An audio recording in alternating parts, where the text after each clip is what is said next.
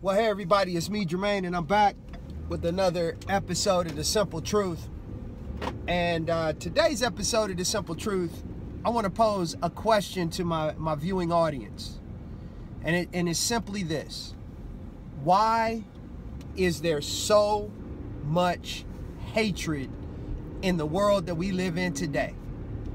Why is there so much hatred? See, you have this situation where hatred has risen to an unprecedented level once again. It's not like in this country, America, that we live in, that we have not seen this type of hatred, but it had been suppressed for a long time. And it had been so suppressed that as of 2008, many thought, because of the election of President Barack Hussein Obama, that hatred and racism, it was gone. It was no more. And see, when you come from a generation, this new generation, this millennial generation that has a degree of, I'm trying to think of the proper word for it. They have a degree of apathy. That's one word that could be used. They have a degree of they don't put any type of labels on anything. And that's because they've grown up in a world where they've never known what it is to be without a computer. They've never known what it is to be without a cell phone. Pretty much social media. That would probably be the later millennials. And they just believe that it's a big kumbaya world. Now, I'm not saying that as a degree of adding to the hatred. I'm saying that from the perspective of, because of that type of thinking, there was an ability for the hatred that is now risen to be suppressed. But then you have an agitative situation that comes about. You have this presidential election. That's one. The one that was unprecedented. It wasn't the first time that a female ran for president, because in 2008, the very same person ran for president and lost. And you have a so-called, and watch what I say, a so-called outsider, not a politician, a businessman.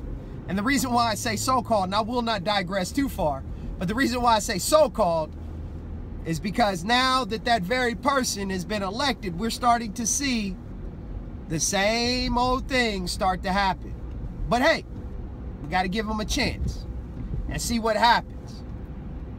But the precursor, the appointments, the selections are starting to look really, really familiar. That individual talked about draining the swamp. It looks like he's filling the swamp, but that's neither here nor say. So you have that election. Then you have a rise in the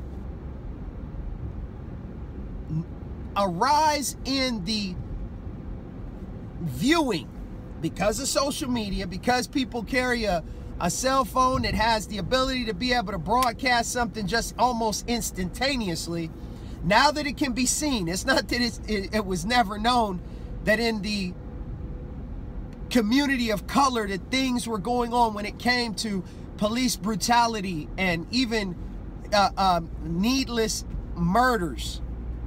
It's been put, in a sense, on the front page. And so you take all of these things and you have protests against these things, and, you know, people paying more attention to what is being done rather than the reason for why it is being done. And this all comes together as a perfect storm for hatred.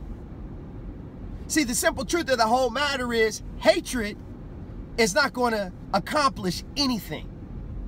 There's a rise in, you know, racism. There's a rise in so-called nationalism. But what is it, in a sense, all for? My belief is, and it's just my belief in my opinion, that it's a smoke screen.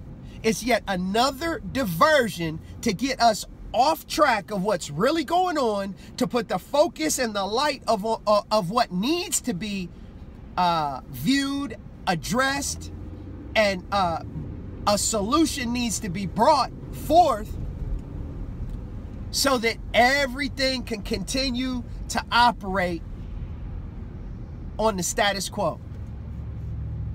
And it's horrible. It is deplorable what we've got going on as far as the level of hatred in this country. But hey, this country has a rich history of hatred. And as one Malcolm X once said, you know, it's like the chickens coming home to roost. It's starting to, in a sense, turn in on itself. I think we need to be more concerned about, like my pastor, the Honorable Pastor Charles Dow, always tells us, well, has been telling us, is that we need to hashtag solution opposed to all of this hatred that's going on, and try to make some things happen on a positive, opposed to continuing to focus on and to accentuate the negative. This has been the simple truth. And as I always tell you, it's the simple things that are oftentimes the most profound, but yet they're the most difficult to put into practice and to actually do. I want to thank you for joining me, and I'll be sure to see you, and you again on another episode real soon. Hashtag solution.